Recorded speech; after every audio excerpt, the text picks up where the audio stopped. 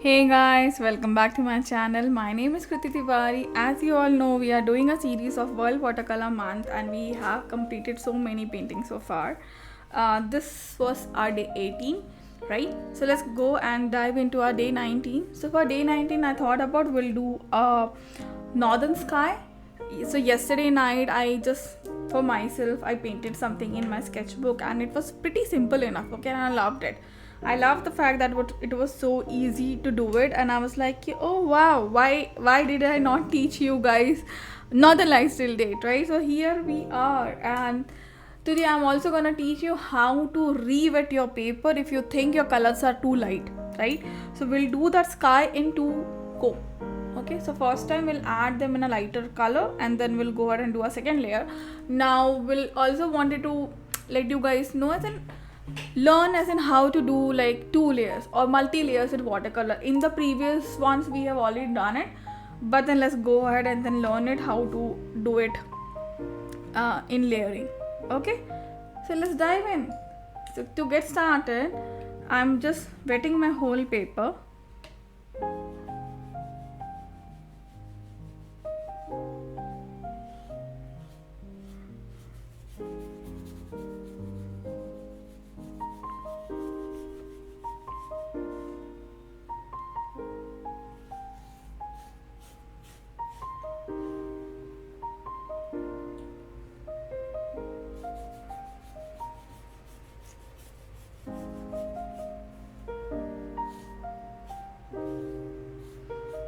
Okay, so for painting Northern Lights, I'm gonna go ahead with two colors, azure blue and then green light.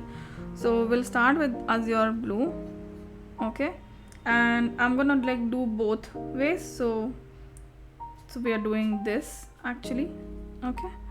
So and wherever I am leaving gap, I'm gonna add the green light on that area.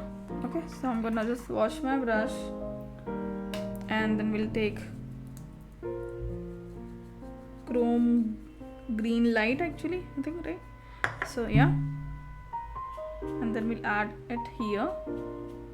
Now what happens when my green touches the blue, that portion becomes a bit dark green. So that's okay, right? So that's like getting blended automatically, so we are not controlling that, and I don't want to even touch that area, right? So it is what it is. So yeah.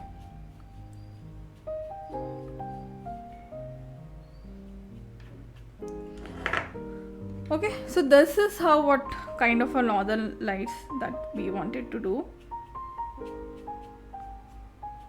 Now what I want to do, I want to wait till this is dry before we go ahead and add the second layer on top of this. Okay, so while we are waiting, we can actually paint the bottom area. So for bottom area, I'm gonna use my purple or violet, right? So you can also mix it with some blue color, and then it would be a simple flat wash of that color. Okay, so nothing fancy at the foreground. So one quick plain wash, flat wash of that color, top to bottom. Okay, now this color will become lighter for sure. When once it dries up, it would become too light, and we'll see later as in what we want to add. I have drawn like trees here, but then we'll see if we want to add trees or we want to really add a mountain. So we'll learn when we go there. Okay, so for me to continue the second half of the painting, I want this to be dried up. So I will just dry the painting or wait for my painting to be dried up. Then we'll go ahead and then do the second layer on top of it, right? Okay. So my painting has dried up, and now when you see this, right? So the layers have become so lighter. Now how do I go ahead and add second layer on top of it? So what I'm gonna do is I will add water, clean water on the top one. Now when you're doing it, you don't have to go back and forth. Okay, so how do we do it? We take clean water, and then only like in single go. So I am not doing this. If I do that, I'll be pulling the colors back, and it will mess up the whole pattern that we have created there for Northern Lights. Okay, so that we are not doing. So I have just done a clean wash, like one wash. Now I take the colors again, and this time when I take the colors, I'll be taking them into what? And I'll be taking them into a bit thicker quantity, right? So not too watery also. And then we follow the same thing. So we will not be like changing the colors or placement of the colors. So we'll again be putting the colors in the same place as we were already did in the first layer, right? So, and too important to make sure how you are doing. So we are doing is out to in, out to in, out to in, right? So we are doing this flicking motion, right? So remember, so these all things, they matter. Okay, so that is it. And then I'm gonna go ahead and add my green light as well.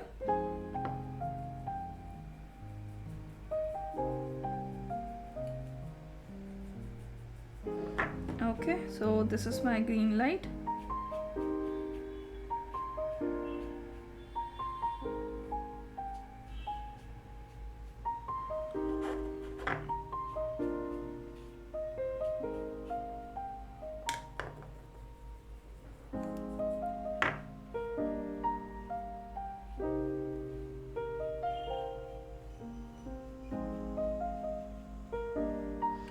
So some of my color has crossed the border line, and that's okay because we're gonna anyways make something like a tree or mountain, right? So that's okay.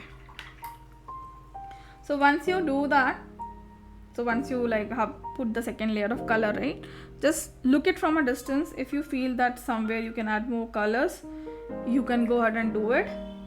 And now we'll also have to wait for this layer to be dried up, and then we'll go ahead and add a mountain on top of it.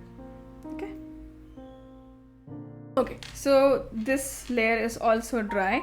Now you can go ahead and add a mountain, right? So what I'm doing is I'm doing a burnt sienna, and then in between of that burnt sienna we'll put some water sprinkles, and then also we'll put some ultramarine blue, right? So that part of the area will become darker, and wherever you sprinkle water, it will pull the paint from that area and it will become ultimately lighter. So I am dropping water in some areas, okay, and then I'm gonna pick up my ultramarine blue. So ultramarine, wherever I'll drop ultramarine, right, which is, so ultramarine mixed with burnt sienna will make it darker because it's gonna form like a paint gray color, right? So it will change.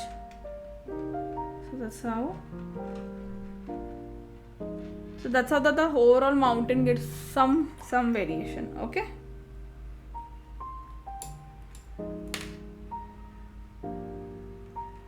Yeah. Okay, so now at the bottom part, so what I'm gonna do some dry brushing here, right? Some dry brushing. So we'll just do this dry brushing technique. So there is like minimum water on my brush, like very less water on my brush, and some paint, and then I'm just doing dry brushing,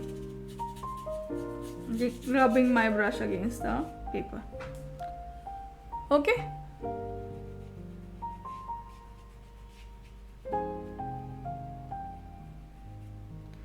Okay, so yeah, now if we want, right, like if you want to do it, so we can go ahead and then create a tree also in the foreground.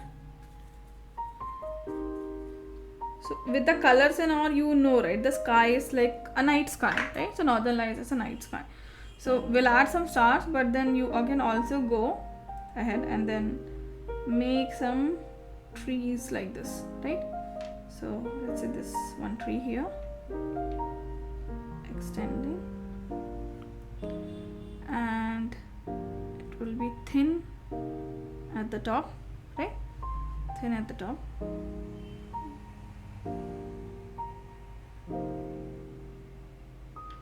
And then I'm just taking out some branches. So when you are working on the branches, make sure that you are from in to outs, right? Do not come the other way, and make them as thin as possible. So now if you want to take like a different brush, which will help you to make them thin, you can go ahead and do that.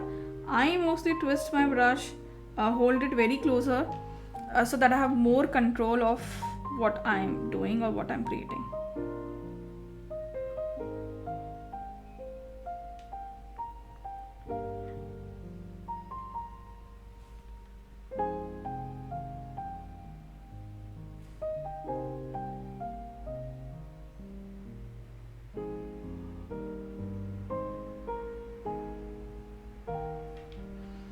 Okay, so you can do as elaborated as you want, or you can do 2 of these. Anything is fine. And then we just go and add some shadow to it. And I will just soften the shadow a bit. Okay, and this area also of the foreground. Yeah.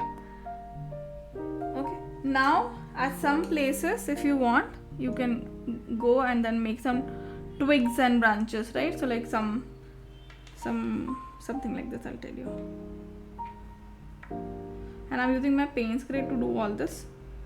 Okay, so like, yeah, some twigs and branches like this. Okay.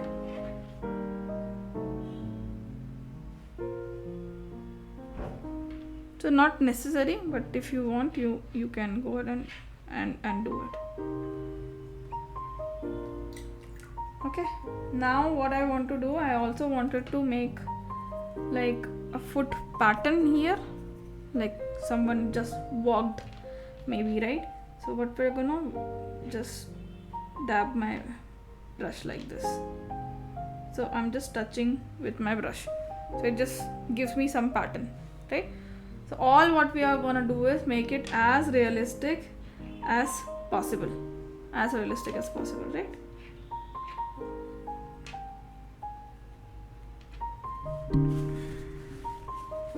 So use your tissue paper if you don't have a cloth handy, right?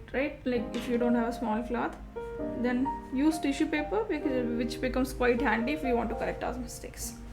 Okay, so now this is done. I can go ahead and add stars using my gouache color, okay, or I can do this with my gel pen as well. So this time I'm gonna show you guys how to add those stars using a gel pen. So I have a white gel pen here, okay, this is my white gel pen. So what I will do, so I will just randomly create stars here and there. Now as comparison to splatters, this may be like a bit time consuming, but with NorthernLights you will also not see like lot of stars visible, right? So you can go ahead and add them in random places. As I keep saying in my previous videos, right, supplies can never be a limitation. So if someone is really interested in learning, you can make use of any supply and learn. Okay, so see, I have added some stars here and there with the help of my gel pen. So let's say I make this a shooting star here. Okay, now if I want to show like a snow area, right, so what I can do, I can just go ahead and add this kind of reflection, like the highlight on the tree, right, that tells me there is a snow here on this tree.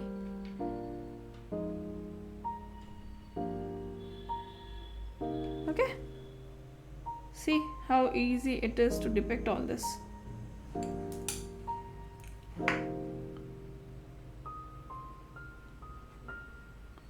Okay.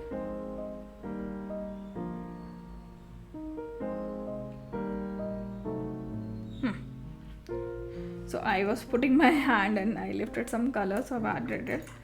Okay, so this looks, wow, like beautiful to me. I don't know about you guys, I'm in love with this one. So this is our day 19, and now this gives me like lot of pressure, as in I should be, so the day 20 has to be awesome for us, right?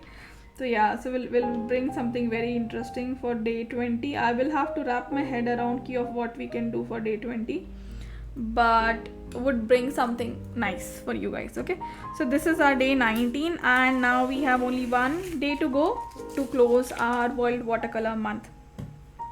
I have a whole tutorial and another series on how to paint autumn landscape. Okay, so go ahead, check that out. It's again a series something like this, which I have voiced over, right? So this and I think they are done in a A5 size of sheet, so they are smaller than this one. But yeah, so go ahead, do it. They are also full real-time voiced over tutorials on how to paint autumn landscape. So I'm gonna just link it here, so you can go and check it out. So you already have that link with you. So yeah, thank you guys for joining me in day 19, and I'll see you on day 20. Bye bye.